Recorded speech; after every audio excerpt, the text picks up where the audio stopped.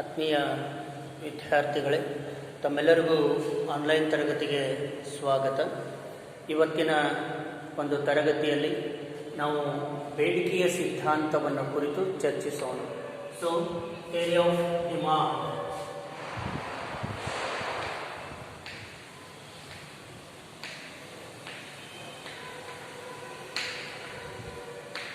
ಬೇಡಿಕೆಯ ಸಿದ್ಧಾಂತದ ಬಗ್ಗೆ ಗಮನಿಸೋಣ.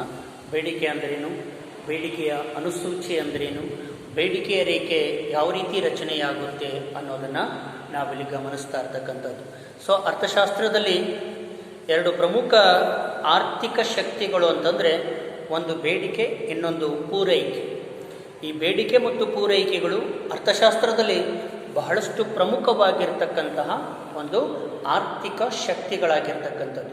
ಈ ಬೇಡಿಕೆ ಮತ್ತು ಪೂರೈಕೆ ಇಲ್ಲದೇ ಆರ್ಥಿಕ ಚಟುವಟಿಕೆಗಳು ನಡೆಯಲಿಕ್ಕೆ ಸಾಧ್ಯವೇ ಇಲ್ಲ ಅನ್ನೋದು. ಹಾಗಾಗಿ ಈ ಬೇಡಿಕೆ ಮತ್ತು ಪೂರೈಕೆಗಳನ್ನು ಯಾವುದಕ್ಕೆ ಹೋಲಿಸಲಾಗಿದೆ ಅಂತಂದರೆ ಕತ್ತರಿಯ ಎರಡು ಅಲಗುಗಳಿಗೆ ನಾವು ಹೋಲಿಸಲಾಗ್ತಕ್ಕಂಥದ್ದು. ನಾವು ಬಟ್ಟೆ ಕತ್ತರಿಸಬೇಕಾದ್ರೆ ಕತ್ತರಿ ಇರುತ್ತಲ್ಲ, ಆ ಕತ್ತರಿಯಲ್ಲಿ ಎರಡು ಅಲಗುಗಳಿರ್ತವೆ. ಅದರಲ್ಲಿ ಒಂದು ಅಲಗು ಇಲ್ಲ ಅಂತಂದರೆ ಬಟ್ಟೆ ಕಟ್ ಮಾಡಲಿಕ್ಕೆ ಆಗೋದಿಲ್ಲ. ಹಾಗಾಗಿ ಇಲ್ಲಿ ಈ ಬೇಡಿಕೆ ಮತ್ತು ಪೂರೈಕೆಯನ್ನು ಯಾವುದಕ್ಕೆ ನಾವು ಹೋಲಿಕೆ ಮಾಡ್ತೀವಿ ಅಂತಂದರೆ ಕತ್ತರಿಗೆ ಹೋಲಿಕೆ ಮಾಡ್ತಕ್ಕಂಥದ್ದು. ಆ ಕತ್ತರಿಯಲ್ಲಿ ಎರಡು ಅಲಗುಗಳು ಯಾವ ರೀತಿ ಬಟ್ಟೆಯನ್ನು ಕಟ್ ಮಾಡಲಿಕ್ಕೆ ಸಹಾಯ ಮಾಡ್ತವೆ, ಅದೇ ರೀತಿ ಆರ್ಥಿಕ ಚಟುವಟಿಕೆಗಳು ಸುಗಮವಾಗಿ ನಿರ್ವಹಣೆಯಾಗಲಿಕ್ಕೆ ಈ ಬೇಡಿಕೆ ಮತ್ತು ಪೂರೈಕೆ ಎಂಬ ಅಂಶಗಳು ಬಹಳಷ್ಟು ಪ್ರಮುಖ ಪಾತ್ರವನ್ನು ವಹಿಸ್ತಾ ಇರ್ತಕ್ಕಂಥದ್ದು ಅನ್ನೋದು. ಇನ್ನು ನಾವಿಲ್ಲಿ ಬೇಡಿಕೆಯ ಬಗ್ಗೆ ತಿಳ್ಕೊಳ್ತಕ್ಕಂಥದ್ದು. ಬೇಡಿಕೆ ಅಂದ್ರೇನು? ಸಾಮಾನ್ಯ ಭಾಷೆಯಲ್ಲಿ ಬೇಡಿಕೆ ಅಂತಂದರೆ ಆಶೆ, ಬಯಕೆ ಎಂಬ ಅರ್ಥವನ್ನು ಸೂಚಿಸುತ್ತೆ. ಹೌದಾ? Demand is nothing but it is a wants, it is a desire. ಬೇಡಿಕೆ ಅಂತಂದರೆ ಆಸೆ, ಇಚ್ಛೆ, ಬಯಕೆ ಎಂಬ ಅರ್ಥವನ್ನು ಸೂಚಿಸುತ್ತೆ ಸಾಮಾನ್ಯ ಭಾಷೆಯಲ್ಲಿ. ಆದರೆ ಅರ್ಥಶಾಸ್ತ್ರದಲ್ಲಿ ಬೇಡಿಕೆಗೆ ವಿಶೇಷವಾದ ಅರ್ಥ ಇರ್ತಕ್ಕಂಥದ್ದು. ಕೇವಲ ಆಸೆ ಇಲ್ಲಿ ಬೇಡಿಕೆ ಆಗೋದಿಲ್ಲ, ಕೇವಲ ಇಲ್ಲಿ ಬಯಕೆ ಮಾತ್ರ ಬೇಡಿಕೆ ಆಗೋದಿಲ್ಲ. ಆಸೆಯ ಜೊತೆಗೆ ಕೊಳ್ಳುವ ಸಾಮರ್ಥ್ಯ ಮತ್ತು ಕೊಳ್ಳುವ ಮನಸ್ಸು ಇದ್ದಾಗ ಮಾತ್ರ ಅದು ಬೇಡಿಕೆಯಾಗುತ್ತೆ ಅರ್ಥಶಾಸ್ತ್ರದಲ್ಲಿ ಅನ್ನೋದು. ನೋಡಿ, ಸಾಮಾನ್ಯ ಭಾಷೆಯಲ್ಲಿ ಬೇಡಿಕೆ ಅಂತಂದರೆ ಆಶೆ ಅಥವಾ ಬಯಕೆ ಎಂಬ ಅರ್ಥವನ್ನು ನೀಡಿದರೆ, ಅರ್ಥಶಾಸ್ತ್ರದಲ್ಲಿ ಕೇವಲ ಆಸೆ ಅನ್ನೋದು, ಬಯಕೆ ಅನ್ನೋದು ಬೇಡಿಕೆ ಆಗಲಿಕ್ಕೆ ಸಾಧ್ಯ ಇಲ್ಲ. ಅರ್ಥಶಾಸ್ತ್ರದ ಪ್ರಕಾರ ಬೇಡಿಕೆ ಅಂತಂದರೆ ಆಸೆ ಅಥವಾ ಇಚ್ಛೆಯ ಜೊತೆಗೆ ಕೊಳ್ಳುವ ಸಾಮರ್ಥ್ಯ ಮತ್ತು ಕೊಳ್ಳುವ ಮನಸ್ಸು ಇದ್ದಾಗ ಮಾತ್ರ ಅದು ಬೇಡಿಕೆಯಾಗುತ್ತೆ ಅನ್ನೋದು. ಆದ್ದರಿಂದ ಬೇಡಿಕೆ ಅಂತಂದರೆ ಆಸೆ ಪ್ಲಸ್ ಕೊಳ್ಳುವ ಸಾಮರ್ಥ್ಯ ಪ್ಲಸ್ ಕೊಳ್ಳುವ ಮನಸ್ಸು ಎಂಬ ಅರ್ಥವನ್ನು ಸೂಚಿಸ್ತಾ ಇರ್ತಕ್ಕಂಥದ್ದು. ಅಥವಾ ಇನ್ನೊಂದು ರೀತಿಯಲ್ಲಿ ಹೇಳೋದಾದರೆ ಬೇಡಿಕೆಯ ಅರ್ಥವನ್ನು ನಿರ್ದಿಷ್ಟ ಸಮಯದಲ್ಲಿ ನಿರ್ದಿಷ್ಟ ಬೆಲೆಗೆ ಗ್ರಾಹಕರು ಕೊಂಡುಕೊಳ್ಳುವ ಸರಕುಗಳ ಪ್ರಮಾಣಕ್ಕೆ ನಾವು ಬೇಡಿಕೆ ಅಂತ ಕರಿತಾ ಇದ್ದೀವಿ. ಎರಡು ಮಾರ್ಕ್ಸಿಗೆ ಬರ್ತಕ್ಕಂಥ ಪ್ರಶ್ನೆ, ಬೇಡಿಕೆಯ ಅರ್ಥ ತಿಳಿಸಿ ಅಂತ ಕೇಳ್ತಾರೆ. ಸೊ ಇನ್ನೊಂದು ರೀತಿಯಲ್ಲಿ ಹೇಳೋದಾದರೆ ಬೇಡಿಕೆ ಅಂತಂದರೆ ನಿರ್ದಿಷ್ಟ ಸಮಯದಲ್ಲಿ ನಿರ್ದಿಷ್ಟ ಬೆಲೆಗೆ ಗ್ರಾಹಕರು ಕೊಂಡುಕೊಳ್ಳುವ ಸರಕುಗಳ ಪ್ರಮಾಣಕ್ಕೆ ನಾವು ಬೇಡಿಕೆ ಅಂತ ಕರಿತಾ ಇದ್ದೀವಿ. ಸೊ ಒಂದು ವಸ್ತುವಿನ ಬೇಡಿಕೆಯು ಒಂದು ನಿರ್ದಿಷ್ಟ ಬೆಲೆಗೆ ಮತ್ತು ಒಂದು ನಿರ್ದಿಷ್ಟ ಸಮಯಕ್ಕೆ ಸಂಬಂಧಿಸಲ್ಪಟ್ಟಿರ್ತಕ್ಕಂಥದ್ದನ್ನು ನಾವಿಲ್ಲಿ ಕಾಣ್ತಾ ಇದ್ದೀವಿ ಅನ್ನೋ. ಹಾಗಾಗಿ ಇಲ್ಲಿ ಬೇಡಿಕೆಯ ಕ್ರಿಯೆ ಪರಿಪೂರ್ಣಗೊಳ್ಳಬೇಕು ಅಂತಂದರೆ ಈ ಮೂರೂ ಕಾರ್ಯಗಳು ಏಕಕಾಲದಲ್ಲಿಯೇ ನಡಿಬೇಕು. ಅಂದರೆ ಒಂದು ವಸ್ತುವಿಗೆ ಬೇಡಿಕೆ ಬರಬೇಕು ಅಂತಂದರೆ, ಆ ಒಂದು ವಸ್ತುವನ್ನು ಗ್ರಾಹಕ ಕೊಂಡುಕೊಳ್ಬೇಕು ಅಂತಂದರೆ ಈ ಮೂರೂ ಕಾರ್ಯಗಳು ಏಕಕಾಲದಲ್ಲೇ ನಡೀಬೇಕು. ಏನು? ಆ ವಸ್ತುವನ್ನು ಕೊಂಡುಕೊಳ್ತಕ್ಕಂಥ ಇಚ್ಛೆ ಇರಬೇಕು, ಗ್ರಾಹಕನಿಗೆ ಆಸೆ ಇರಬೇಕು. ಆ ವಸ್ತುವನ್ನು ಕೊಳ್ಳುವ ಸಾಮರ್ಥ್ಯ ಇರಬೇಕು, ಅಂದರೆ ಕೊಳ್ಳುವಷ್ಟು ಹಣ ಅವನಲ್ಲಿ ಇರಬೇಕು. ಮತ್ತು ಕೊಳ್ಳುವ ಮನಸ್ಸಿರಬೇಕು, ವಿಲ್ಲಿಂಗ್ ಟು ಕನ್ಸ್ಯೂಮರ್ಸ್ ಅಂತ ಕರೀತಾರೆ. ನೋಡಿ, ಒಂದು ವಸ್ತುವನ್ನು ಗ್ರಾಹಕ ಕೊಂಡುಕೊಳ್ಬೇಕಾದ್ರೆ ಇವು ಮೂರು ಇರಲೇಬೇಕು. ಒಂದು, ಆ ವಸ್ತುವನ್ನು ಕೊಳ್ಳತಕ್ಕಂಥ ಇಚ್ಛೆ ಇರಬೇಕು. ಇನ್ನೊಂದು ಆ ಕೊಳ್ಳತಕ್ಕಂತಹ ಸಾಮರ್ಥ್ಯ ಇರಬೇಕು, ಅಂದರೆ ಕೊಳ್ಳುವಷ್ಟು ಹಣ ಇರಬೇಕು. ಮೂರನೇದು ಕೊಳ್ಳುವ ಮನಸ್ಸು ಇರಬೇಕು. ಈ ಮೂರೂ ಕಾರ್ಯಗಳು ಏಕಕಾಲದಲ್ಲಿ ನಡೆದಾಗ ಒಬ್ಬ ಗ್ರಾಹಕ ಆ ಒಂದು ವಸ್ತುವನ್ನು ಕೊಂಡುಕೊಳ್ಳಲಿಕ್ಕೆ ಸಾಧ್ಯ. ಅದನ್ನೇ ನಾವಿಲ್ಲಿ ಬೇಡಿಕೆ ಅಂತ ಕರೀತಾ ಇರ್ತಕ್ಕಂಥದ್ದು. ಹಾಗಾಗಿ ಬೇಡಿಕೆ ಅಂತಂದರೆ ಒಂದು ನಿರ್ದಿಷ್ಟ ಸಮಯದಲ್ಲಿ ನಿರ್ದಿಷ್ಟ ಬೆಲೆಗೆ ಗ್ರಾಹಕರು ಕೊಂಡುಕೊಳ್ಳುವ ಸರಕುಗಳ ಪ್ರಮಾಣಕ್ಕೆ ನಾವು ಬೇಡಿಕೆ ಅಂತ ಕರೀತಾ ಇದ್ದೀವಿ. ಹಾಗಾಗಿ ವಸ್ತುವಿನ ಬೇಡಿಕೆಯು ಒಂದು ನಿರ್ದಿಷ್ಟ ಬೆಲೆಗೆ ಮತ್ತು ನಿರ್ದಿಷ್ಟ ಸಮಯಕ್ಕೆ ಸಂಬಂಧಿಸಿರ್ತಕ್ಕಂಥದ್ದು ಅನ್ನೋದು. ಇನ್ನು ನೆಕ್ಸ್ಟು ಬೇಡಿಕೆಯ ನಿಯಮ, ಲಾ ಆಫ್ ಡಿಮಾಂಡ್. ಬೇಡಿಕೆಯ ನಿಯಮದ ಬಗ್ಗೆ ನಾವಿಲ್ಲಿ ಗಮನಿಸ್ತಕ್ಕಂಥದ್ದು.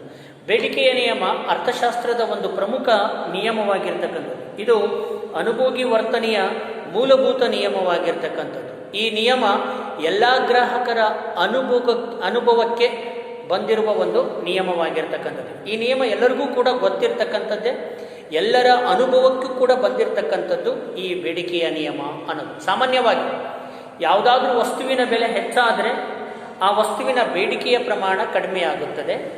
ಬೆಲೆ ಕಡಿಮೆಯಾದರೆ ಆ ವಸ್ತುವಿನ ಬೇಡಿಕೆಯ ಪ್ರಮಾಣ ಹೆಚ್ಚಾಗುತ್ತದೆ. ಹೆಚ್ಚಾದ ಬೆಲೆಗೆ ಜನರು ಕಡಿಮೆ ವಸ್ತುಗಳನ್ನು ಮತ್ತು ಕಡಿಮೆ ಬೆಲೆಗೆ ಹೆಚ್ಚಿನ ವಸ್ತುಗಳನ್ನು ಕೊಂಡುಕೊಳ್ತಾರೆ. ಯಾವಾಗ ವಸ್ತುವಿನ ಬೆಲೆ ಹೆಚ್ಚಾಗ್ತದೆ ಆ ವಸ್ತುವನ್ನು ಕೊಳ್ಳುವ ಪ್ರಮಾಣ ಕಡಿಮೆ ಆಗುತ್ತೆ, ಅಥವಾ ಆ ವಸ್ತುವಿನ ಬೆಲೆ ಕಡಿಮೆ ಆದರೆ ಆಗ ಅದರ ಕೊಳ್ಳುವ ಪ್ರಮಾಣ ಏನಾಗುತ್ತೆ, ಹೆಚ್ಚಳವಾಗುತ್ತೆ ಅನ್ನೋದು. ಸೊ ಹಾಗಾಗಿ ಈ ನಿಯಮ ಬೆಲೆ ಮತ್ತು ಬೇಡಿಕೆಯ ನಡುವಿನ ಸಂಬಂಧವನ್ನು ವಿವರಿಸ್ತಕ್ಕಂಥದ್ದು. ಬೇಡಿಕೆಯ ನಿಯಮ ಏನನ್ನ ನಮಗೆ ವಿವರಿಸುತ್ತೆ, ಬೆಲೆ ಮತ್ತು ಬೇಡಿಕೆಯ ನಡುವಿನ ಸಂಬಂಧವನ್ನು ವಿವರಿಸ್ತಕ್ಕಂಥದ್ದೇ ಬೇಡಿಕೆಯ ನಿಯಮ. ಸೊ ಈ ನಿಯಮದ ಪ್ರಕಾರ ಬೆಲೆಗೂ ಮತ್ತು ಬೇಡಿಕೆಗೂ ವಿರುದ್ಧವಾದ ಸಂಬಂಧ ಇರ್ತಕ್ಕಂಥದ್ದು. ಬೆಲೆಗೂ ಮತ್ತು ಬೇಡಿಕೆಗೂ ವಿರುದ್ಧವಾದ ಸಂಬಂಧ ಇರ್ತಕ್ಕಂಥದ್ದು ಬೇಡಿಕೆಯ ನಿಯಮದ ಪ್ರಕಾರ. ನೋಡಿ, ಬೆಲೆ ಹೆಚ್ಚಾದಂತೆ ಬೇಡಿಕೆ ಕಡಿಮೆಯಾಗುತ್ತೆ, ಬೆಲೆ ಕಡಿಮೆಯಾದಂತೆ ಬೇಡಿಕೆ ಹೆಚ್ಚಳವಾಗ್ತಕ್ಕಂಥದ್ದು. ಹೌದಾ? ಸೊ ಇಲ್ಲಿ ಬೇಡಿಕೆಯ ನಿಯಮ ಅಂತಂದರೆ ಇತರೆ ಸ್ಥಿತಿಗತಿಗಳು ಸ್ಥಿರವಾಗಿದ್ದು, ಒಂದು ವಸ್ತುವಿನ ಬೆಲೆ ಹೆಚ್ಚಾದಂತೆ ಅದರ ಬೇಡಿಕೆ ಕಡಿಮೆಯಾಗುವುದು, ಅದರ ಬೆಲೆ ಕಡಿಮೆಯಾದಂತೆ ಅದರ ಬೇಡಿಕೆ ಹೆಚ್ಚಳವಾಗ್ತಕ್ಕಂಥದ್ದಕ್ಕೆ ನಾವು ಬೇಡಿಕೆಯ ನಿಯಮ ಅಂತ ಕರೀತಾರೆ. ಹಾಗಾಗಿ ಬೆಲೆ ಮತ್ತು ಬೇಡಿಕೆಗೆ ವಿರುದ್ಧವಾದಂತಹ ಸಂಬಂಧ ಇರ್ತಕ್ಕಂಥದ್ದನ್ನು ನಾವಿಲ್ಲಿ ಕಾಣ್ತಾ ಇದ್ದೀವಿ. ಸೊ ಇತರೆ ಸ್ಥಿತಿಗತಿಗಳು ಸ್ಥಿರವಾಗಿದ್ದಾಗ ಯಾವುದಾದ್ರೂ ವಸ್ತುವಿನ ಬೆಲೆ ಹೆಚ್ಚಾದರೆ ಅದರ ಬೇಡಿಕೆ ಕಡಿಮೆಯಾಗುತ್ತದೆ, ಬೆಲೆ ಕಡಿಮೆ ಆದರೆ ಬೇಡಿಕೆಯ ಪ್ರಮಾಣ ಹೆಚ್ಚಳವಾಗುತ್ತೆ. ಇದುವೇ ಬೇಡಿಕೆಯ ನಿಯಮ. ಸೊ ಈ ನಿಯಮದಲ್ಲಿ ಇತರೆ ಸ್ಥಿತಿಗತಿಗಳು ಸ್ಥಿರವಾಗಿದ್ದಾಗ ಎಂಬ ನಾವು ವ್ಯಾಖ್ಯಾನವನ್ನು ಹಲವಾರು ಬಾರಿ ಗಮನಿಸ್ತಾ ಇರ್ತಕ್ಕಂಥದ್ದು. ಇತರೆ ಸ್ಥಿತಿಗತಿಗಳು ಸ್ಥಿರವಾಗಿದ್ದಾಗ ಎಂಬ ಒಂದು ಪದವನ್ನು ನಾವಿಲ್ಲಿ ಬಳಸಿದ್ದೀವಿ. ಹಲವಾರು ಕಲ್ಪನೆಗಳು ಅಥವಾ ಷರತ್ತುಗಳಿಗೆ ಅನುಗುಣವಾಗಿ ಈ ಇತರೆ ಸ್ಥಿತಿಗತಿಗಳು ಎಂಬ ಪರಿಕಲ್ಪನೆಯನ್ನು ನಾವಿಲ್ಲಿ ಬಳಸಿಕೊಂಡಿರ್ತಕ್ಕಂಥದ್ದು. ಹಾಗಿದ್ರೆ ಆ ಷರತ್ತು ಕಲ್ಪನೆಗಳು ಯಾವುವು? ಒಂದು ವಸ್ತುವನ್ನು ಹೊರತುಪಡಿಸಿ ಉಳಿದ ಎಲ್ಲ ವಸ್ತುಗಳ ಬೆಲೆಗಳು ಸ್ಥಿರವಾಗಿರಬೇಕು. ಇತರೆ ಸ್ಥಿತಿಗತಿಗಳು ಸ್ಥಿರವಾಗಿರಬೇಕು ಅನ್ನೋದಕ್ಕೆ ನಾವು ಅನುಸರಿಸಿಕೊಂಡಿರ್ತಕ್ಕಂಥ ಕಲ್ಪನೆಗಳು ಅಥವಾ ಷರತ್ತುಗಳು. ಒಂದು ವಸ್ತುವನ್ನು ಹೊರತುಪಡಿಸಿ ಉಳಿದ ಎಲ್ಲ ವಸ್ತುಗಳ ಬೆಲೆಗಳು ಸ್ಥಿರವಾಗಿರಬೇಕು ಅನ್ನೋ ಒಂದು ನಿಯಮ ಇಲ್ಲಿ ಇರಬೇಕು. ಎರಡನೇದು, ಪರಿಗಣಿಸಿದ ವಸ್ತುವಿನ ಪೂರೈಕೆ ಸ್ಥಿರವಾಗಿರುತ್ತೆ. ನಾವು ಬೇಡಿಕೆ ನಿಯಮಕ್ಕೆ ಯಾವ ವಸ್ತುವನ್ನು ಪರಿಗಣಿಸಿದ್ವಿ ಆ ವಸ್ತುವಿನ ಪೂರೈಕೆ ಏನಾಗಿರುತ್ತೆ, ಸ್ಥಿರವಾಗಿರುತ್ತೆ. ಮೂರನೇದು, ಮಾರುಕಟ್ಟೆಯ ಸ್ಥಿತಿಗತಿಗಳು ಸ್ಥಿರವಾಗಿರ್ತವೆ. ಮಾರುಕಟ್ಟೆಯ ಸ್ಥಿತಿಗತಿಗಳು ಸ್ಥಿರವಾಗಿರ್ತವೆ. ಫೋರ್ತ್ ಒನ್, ಅನುಭೋಗಿಯ ಆದಾಯವೂ ಸ್ಥಿರವಾಗಿರುತ್ತೆ. ಅನುಭೋಗಿಯ ಆದಾಯವೂ ಸ್ಥಿರವಾಗಿರುತ್ತೆ. ಫಿಫ್ತ್ ಒನ್, ಅಭಿರುಚಿ ಹಾಗೂ ಫ್ಯಾಷನ್ ಸ್ಥಿರವಾಗಿರುತ್ತೆ.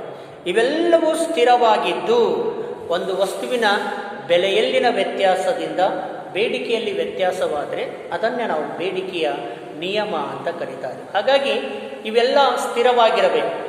ಹೌದಾ? ಒಂದು ವಸ್ತುವನ್ನು ಹೊರತುಪಡಿಸಿ ಉಳಿದೆಲ್ಲ ವಸ್ತುಗಳ ಬೆಲೆಗಳು ಸ್ಥಿರವಾಗಿರಬೇಕು. ಪರಿಗಣಿಸಿರ್ತಕ್ಕಂಥ ವಸ್ತುವಿನ ಪೂರೈಕೆ ಸ್ಥಿರವಾಗಿರಬೇಕು. ಮಾರುಕಟ್ಟೆಯ ಸ್ಥಿತಿಗತಿಗಳು ಸ್ಥಿರವಾಗಿರಬೇಕು. ಅನುಭೋಗಿಯ ಆದಾಯ ಸ್ಥಿರವಾಗಿರಬೇಕು. ಅನುಭೋಗಿಯ ಅಭಿರುಚಿ ಸ್ಥಿರವಾಗಿದ್ದು ಒಂದು ವಸ್ತುವಿನ ಬೆಲೆ ಹೆಚ್ಚಾದರೆ ಅದರ ಬೇಡಿಕೆ ಕಡಿಮೆ ಆಗುತ್ತೆ, ಆ ವಸ್ತುವಿನ ಬೆಲೆ ಕಡಿಮೆ ಆದರೆ ಬೇಡಿಕೆ ಹೆಚ್ಚಳವಾಗುತ್ತೆ. ಇದುವೇ ಬೇಡಿಕೆಯ ನಿಯಮ. ಇನ್ನು ನೆಕ್ಸ್ಟು ಬೇಡಿಕೆಯ ಅನುಸೂಚಿ. ಸೊ ಇಲ್ಲಿ ಬೇಡಿಕೆಯ ಅನುಸೂಚಿಯನ್ನು ನಾವು ಯಾತಕ್ಕಾಗಿ ಬಳಸ್ತೀವಿ ಅಂತಂದರೆ, ಬೇಡಿಕೆಯ ರೇಖೆ ಯಾವ ರೀತಿ ರಚನೆಯಾಗುತ್ತೆ ಅನ್ನೋದನ್ನು ತಿಳಿದುಕೊಳ್ಳಲಿಕ್ಕೆ ನಾವು ಬೇಡಿಕೆಯ ಅನುಸೂಚಿಯನ್ನು ಬಳಸ್ತಕ್ಕಂಥದ್ದು. ಬೇಡಿಕೆಯ ಅನುಸೂಚಿ ಅಂತಂದರೆ ಬೇಡಿಕೆಯ ಪಟ್ಟಿ ಅಂತ ಕರೀತಾ ಇರ್ತಕ್ಕಂಥದ್ದು. ಸೊ ಬೇಡಿಕೆಯ ಪಟ್ಟಿಯಲ್ಲಿ ಮುಖ್ಯವಾಗಿ 2 ವಿಧಗಳಿವೆ. ಒಂದು ವೈಯಕ್ತಿಕ ಬೇಡಿಕೆಯ ಅನುಸೂಚಿ, ಇನ್ನೊಂದು ಮಾರುಕಟ್ಟೆಯ ಬೇಡಿಕೆಯ ಅನುಸೂಚಿ. ಸೊ ವೈಯಕ್ತಿಕ ಬೇಡಿಕೆಯ ಅನುಸೂಚಿಯ ಬಗ್ಗೆ ನಾವೆಲ್ಲಿ ತಿಳ್ಕೊಳ್ತೇವೆ. ಗ್ರಾಹಕನು ಕೊಂಡುಕೊಳ್ತಕ್ಕಂಥ ವಿವಿಧ ವಸ್ತುಗಳ ಪ್ರಮಾಣವನ್ನು ಬೇಡಿಕೆಯ ಪಟ್ಟಿ ಅಥವಾ ಬೇಡಿಕೆಯ ಅನುಸೂಚಿ ಅಂತ ಕರೀತಾರೆ. ಗ್ರಾಹಕನು ಕೊಳ್ಳುವ ವಿವಿಧ ವಸ್ತುಗಳ ಪ್ರಮಾಣವನ್ನು ಬೇಡಿಕೆಯ ಪಟ್ಟಿ ಎಂಬುದಾಗಿ ಕರೀತಾ ಇದ್ವಿ. ಈ ಬೇಡಿಕೆಯ ಪಟ್ಟಿಯ ಮೂಲಕ ನಾವು ಬೇಡಿಕೆಯ ನಿಯಮವನ್ನು ವಿವರಿಸ್ತಕ್ಕಂಥದ್ದು. ಇಲ್ಲಿ ನಾವು ವೈಯಕ್ತಿಕ ಬೇಡಿಕೆಯ ಅನುಸೂಚಿಯ ಬಗ್ಗೆ ತಿಳಿದುಕೊಳ್ತಕ್ಕಂಥದ್ದು. ವೈಯಕ್ತಿಕ ಬೇಡಿಕೆಯ ಅನುಸೂಚಿ, ಸೊ ಇಂಡಿವಿಜುವಲ್ ಡಿಮಾಂಡ್ ಶೆಡ್ಯೂಲ್ ಅಂತ ಕರೀತಾ ಇರ್ತಕ್ಕಂಥದ್ದು. ವೈಯಕ್ತಿಕ ಬೇಡಿಕೆ ಅನುಸೂಚಿ ಅಂತಂದರೆ ಒಬ್ಬ ವ್ಯಕ್ತಿಗೆ ಸಂಬಂಧಪಟ್ಟಿರುವಂತಹ ಬೇಡಿಕೆಯ ಪಟ್ಟಿಗೆ ನಾವು ವೈಯಕ್ತಿಕ ಬೇಡಿಕೆಯ ಅನುಸೂಚಿ ಅಂತ ಕರೀತಾರೆ. ಸೊ ಇಲ್ಲಿ ಒಬ್ಬ ವ್ಯಕ್ತಿ ಸೇಬು ಹಣ್ಣುಗಳನ್ನು ಪರ್ಚೇಸ್ ಮಾಡ್ತಾನೆ. ಸೊ ಇಲ್ಲಿ ಸೇಬಿ ಹಣ್ಣಿನ ಬೆಲೆ, ಒಂದು ಹಣ್ಣಿಗೆ 50 ಪೈಸೆ, 40 ಪೈಸೆ, 30 ಪೈಸೆ, 20 ಪೈಸೆ, 10 ಪೈಸೆ ಇದ್ದಾಗ ಸೊ ಅನುಭೋಗಿ ಯಾವ ಪ್ರಮಾಣದಲ್ಲಿ ಆ ಸೇಬು ಹಣ್ಣುಗಳನ್ನು ಕೊಂಡುಕೊಳ್ತಾನೆ ಅನ್ನೋದನ್ನು 2ನೇ ಕಾಲಂನಲ್ಲಿ ನಾವು ತೋರಿಸಲಾಗಿರ್ತಕ್ಕಂಥದ್ದು. ಸೇಬು ಹಣ್ಣಿನ ಬೆಲೆ ಒಂದು ಘಟಕಕ್ಕೆ 50 ಪೈಸೆ ಇದ್ದಾಗ 4 ಸೇಬು ಹಣ್ಣುಗಳನ್ನು ಕೊಂಡುಕೊಳ್ತಾನೆ. ಅದೇ 40 ಪೈಸೆಗೆ ಇಳಿಮುಖವಾದಾಗ 9 ಹಣ್ಣುಗಳನ್ನು ಕೊಂಡುಕೊಳ್ತಾನೆ. 30 ಪೈಸೆಗೆ ಇಳಿಮುಖವಾದಾಗ 15 ಹಣ್ಣುಗಳನ್ನು ಕೊಂಡುಕೊಳ್ತಾನೆ. 20 ಪೈಸೆಗೆ ಇಳಿಮುಖವಾದಾಗ 22 ಹಣ್ಣುಗಳನ್ನು ಕೊಂಡುಕೊಳ್ತಾನೆ. 10 ಪೈಸೆಗೆ ಇಳಿಮುಖವಾದಾಗ 30 ಹಣ್ಣುಗಳನ್ನು ಕೊಂಡುಕೊಳ್ತಾನೆ. ಅಂದರೆ ಇಲ್ಲಿ ಬೆಲೆ ಕಡಿಮೆಯಾದಂತೆ ಬೇಡಿಕೆ ಹೆಚ್ಚಳವಾಗಿರ್ತಕ್ಕಂಥದ್ದು, ಬೆಲೆ ಹೆಚ್ಚಾದಂತೆ ಬೇಡಿಕೆ ಕಡಿಮೆಯಾಗಿರ್ತಕ್ಕಂಥದ್ದನ್ನು ಈ ಒಂದು ಪಟ್ಟಿಯಲ್ಲಿ ನಾವು ಗಮನಿಸ್ತಾ ಇದ್ದೀವಿ. ಸೊ ಇದನ್ನೇ ಈ ಪಟ್ಟಿಯಲ್ಲಿರ್ತಕ್ಕಂಥ ಅಂಕಿಅಂಶಗಳನ್ನು ಈ ಒಂದು ರೇಖಾಚಿತ್ರದಲ್ಲಿ ನಾವು ನಮೂದಿಸಿದಾಗ ಬೇಡಿಕೆಯ ರೇಖೆ ಯಾವ ರೀತಿ ರಚನೆಯಾಗುತ್ತೆ ಅನ್ನೋದನ್ನು ನಾವಿಲ್ಲಿ ಗಮನಿಸಬಹುದು. OX ಆಕ್ಸಿಸ್ನಲ್ಲಿ ಬೇಡಿಕೆಯ ಪ್ರಮಾಣವನ್ನು ತೋರಿಸಲಾಗಿದೆ, OY ಲಂಬಾಕ್ಷಯದಲ್ಲಿ ಬೆಲೆಯ ಪ್ರಮಾಣವನ್ನು ತೋರಿಸಲಾಗಿರ್ತಕ್ಕಂಥದ್ದು. ಸೊ ಈ ಪಟ್ಟಿಯಲ್ಲಿ ಬೆಲೆ ಮತ್ತು ಬೇಡಿಕೆಯ ವಿವರಗಳು. ಸೊ ಬೆಲೆ 50 ಪೈಸೆ ಇದ್ದಾಗ ಬೇಡಿಕೆಯು 4 ಯೂನಿಟ್ ವಸ್ತುಗಳನ್ನು ಕೊಂಡಿದ್ದಾನೆ. ಹಾಗೆಯೇ ಬೆಲೆ 40 ಪೈಸೆ ಆದಾಗ 9 ಯೂನಿಟ್ಟು, 30 ಪೈಸೆ ಇದ್ದಾಗ 15 ಯೂನಿಟ್ಟು, 25 ಪೈಸೆ ಇದ್ದಾಗ 22 ಯೂನಿಟ್ಟು, 10 ಪೈಸೆ ಇದ್ದಾಗ 30 ಯೂನಿಟ್ಗಳನ್ನು ಕೊಂಡುಕೊಂಡಿರ್ತಕ್ಕಂಥದ್ದು. ಸೊ ಈ ಪಟ್ಟಿಯ ಪ್ರಕಾರ ಬೆಲೆ ಇಳಿದಂತೆ ಬೇಡಿಕೆ ಹೆಚ್ಚಾಗಿರುವುದನ್ನು, ಬೆಲೆ ಹೆಚ್ಚಾದಂತೆ ಬೇಡಿಕೆ ಇಳಿಮುಖವಾಗಿರುವುದನ್ನು ನಾವಿಲ್ಲಿ ಸ್ಪಷ್ಟವಾಗಿ ಗಮನಿಸಬಹುದು. ಸೊ ಇದನ್ನು ನಾವು ಈ ಒಂದು ರೇಖಾಚಿತ್ರದಲ್ಲಿ ಗಮನಿಸಿದಾಗ ಸೊ ಇಲ್ಲಿ ಬೆಲೆ 50 ಪೈಸೆ ಇದ್ದಾಗ 4 ಯೂನಿಟ್ಟು, 40 ಪೈಸೆ ಇದ್ದಾಗ 9 ಯೂನಿಟ್ಟು, 30 ಪೈಸೆ ಇದ್ದಾಗ 15 ಯೂನಿಟ್ಟು, 20 ಪೈಸೆ ಇದ್ದಾಗ 22 ಯೂನಿಟ್ಟು, 10 ಪೈಸೆ ಇದ್ದಾಗ 30 ಯೂನಿಟ್ಟು. ಈ ಎಲ್ಲ ಬಿಂದುಗಳನ್ನು ನಾವು ಅಡ್ಜಾಯಿನ್ ಮಾಡಿದಾಗ ನಮಗೆ ಬೇಡಿಕೆಯ ರೇಖೆ ಲಭ್ಯವಾಗುತ್ತೆ. ಇಲ್ಲಿ ಬೇಡಿಕೆಯ ರೇಖೆ ಎಡದಿಂದ ಬಲಕ್ಕೆ ಇಳಿಮುಖವಾಗಿ ರಚನೆಯಾಗಿರ್ತಕ್ಕಂಥದ್ದು. ಬೇಡಿಕೆಯ ರೇಖೆ ಎಡದಿಂದ ಬಲಕ್ಕೆ ಇಳಿಮುಖವಾಗಿ ರಚನೆಯಾಗಿದೆ. ಯಾವಾಗಲೂ ಬೇಡಿಕೆಯ ರೇಖೆ ಎಡದಿಂದ ಬಲಕ್ಕೆ ಇಳಿಮುಖವಾಗಿ ರಚನೆಯಾಗುತ್ತೆ. ಕಾರಣ ಬೇಡಿಕೆಯ ನಿಯಮ. ಏನು ಹೇಳುತ್ತೆ ಬೇಡಿಕೆಯ ನಿಯಮ?